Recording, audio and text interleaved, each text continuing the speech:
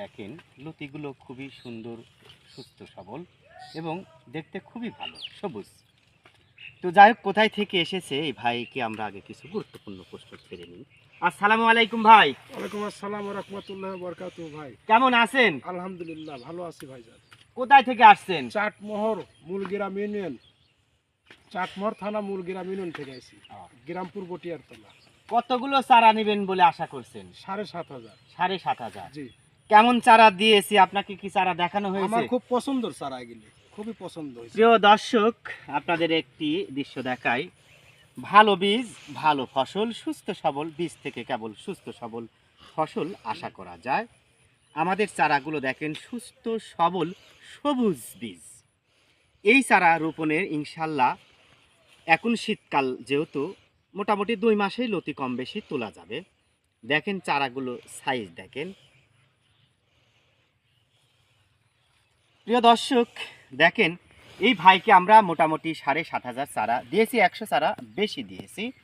তো চারা দেখে কি পছন্দ হয়েছে? আলহামদুলিল্লাহ খুব পছন্দ হয়েছে ভাই। অন্যরা যদি আমাদের কাছ থেকে চারা নিতে চায় তাদের কি পরামর্শ দিবেন? আমি পরামর্শ দেবো আপনার ঠিকানার জন্য যোগাযোগ করে ভালো সুস্থ চারা নিয়ে যায়। আপনারা বিশেষ করে ইউটিউব চ্যানেলে যে চারাগুলোর দৃশ্য দেখেছেন, এমন চারাই কি এসে পেয়েছেন? হ্যাঁ আমি টিভিতে যা দেখছি ওই রকমই পাইছি, বরং সুর থেকে ভালো হয়েছে আমার চারাটা। চারা নিয়ে কি কোনো অভিযোগ আছে? কোনো অভিযোগই নেই।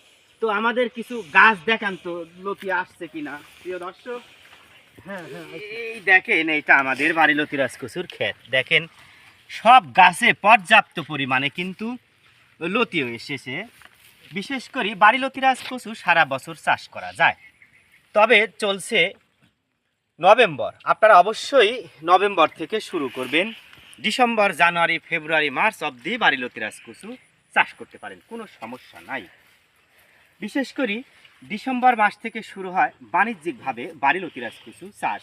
যারা অরিজিনাল বাড়ি লতিরাজ কচুর বীজ, ফুল, পোয়া বা চারা পেতে চান, সরাসরি আমাদের জমিনে এসে দেখে শুনে চারা নেওয়ার সুযোগ রয়েছে।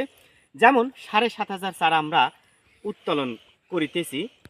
বিশেষ করে এই ভাই নিজে বস্তায় প্যাকেট করছে, নিজে বস্তায় সাজিয়েছে, আমরা জমি থেকে চারা উত্তোলন করেছি। অনেকে বলে যে আমি ইউটিউবার কিনা বা চাষি কিনা। প্রিয় দর্শক, আমার সাধারণত 3টা পরিচয় রয়েছে। প্রথমত আমি একজন কৃষক, দ্বিতীয়ত আমি একজন মনোবিজ্ঞানের শিক্ষক, তৃতীয়ত আমি একজন বাড়ি লতিরাজ কচু চাষি। এই চাষে কখন কোন সমস্যা হয় ইত্যাদি বিষয় কিন্তু নির্দেশনা আমাদের কাছে রয়েছে। কখন কোন সার দিবেন, কোন সমস্যা হলে কিভাবে প্রতিকার করবেন, কোন ওষুধ দিবেন ইত্যাদি।